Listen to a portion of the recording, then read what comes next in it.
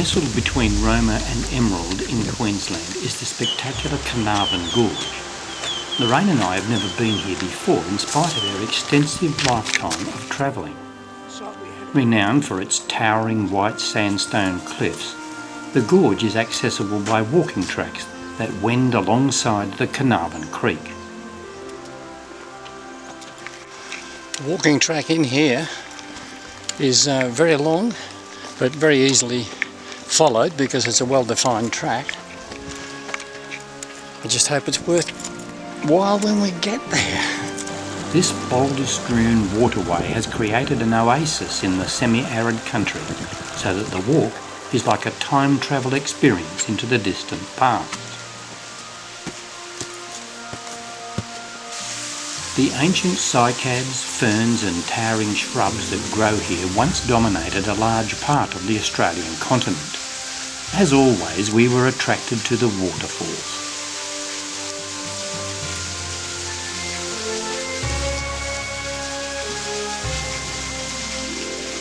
Considering the semi-arid country that surrounds the gorge is in the centre of Queensland, it's a remarkably lush and pleasant surprise.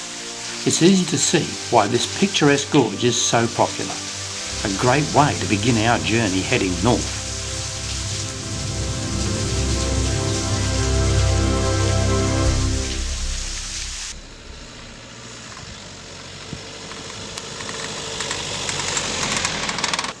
Moving further west to the Barcoo River, we camped in the 124,000 hectare Welford National Park.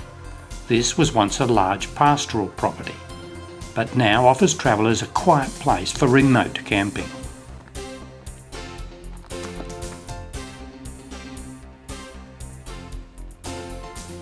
Camped on the banks of the Barcoo here at the Welford National Park is where our adventure really begins.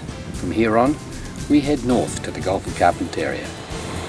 The tracks are well defined and can be a bit greasy in wet weather. Four-wheel drives are recommended, and it's a good idea to carry a minimum of a week's supply of food and water just in case. The park offers a great contrast, from the shady cooler bars around the waterholes and river courses to the dried clay pounds surrounded by mulga woodlands. The golden spinifex and ghost gums that grow in and around the vivid red sand dunes in the northern part of the park make the diversion well worth the effort.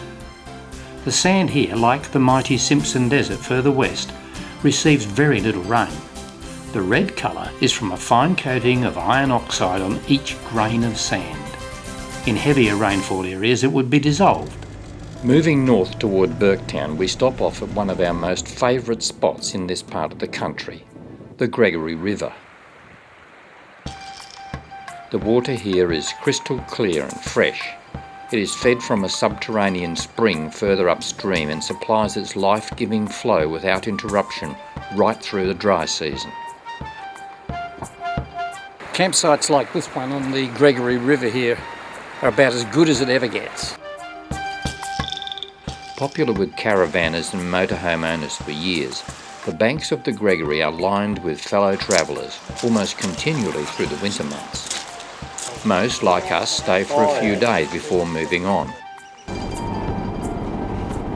On the outskirts of Burketown, scattered across a vast, desolate clay pan, are rusting reminders of one of this town's attempts to become a thriving outpost in the wilds of the north. A boiling down works was established here to try and turn some of the offcuts of lard from the meat works into a profit. It held much hope for the local cattle producers in the 1860s, but eventually failed.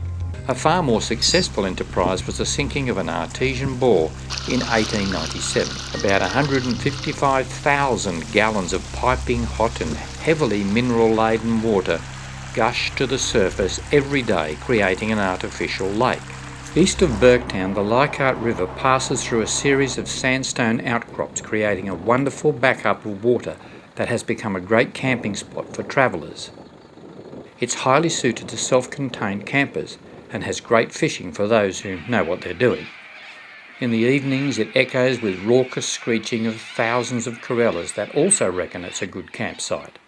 Their comical antics in the treetops, squabbling for a good roost, provide fascinating entertainment just on dusk.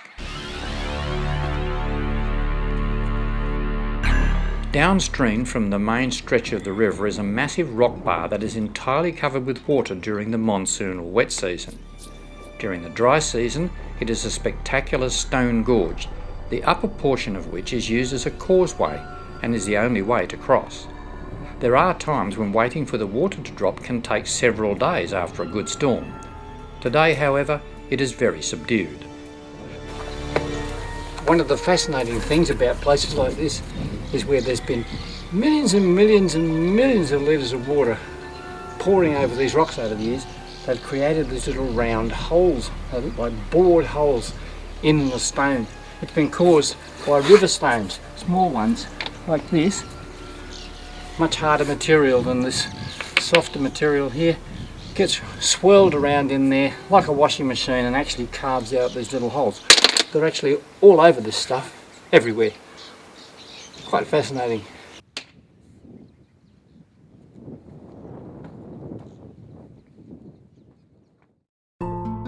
Carumba in the Gulf of Carpentaria offers a good chance to restock with supplies and enjoy some of the best sunsets anywhere in the country.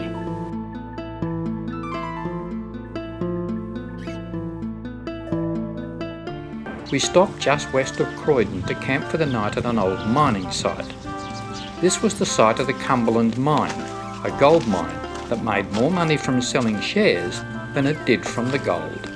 The imposing chimney was built in 1889 to disperse smoke from large steam-driven engines that provided power for the batteries where the ore was crushed to extract the gold using cyanide. Water for the extensive works came from a large dam that survives today and is appreciated by travellers and the wildlife alike.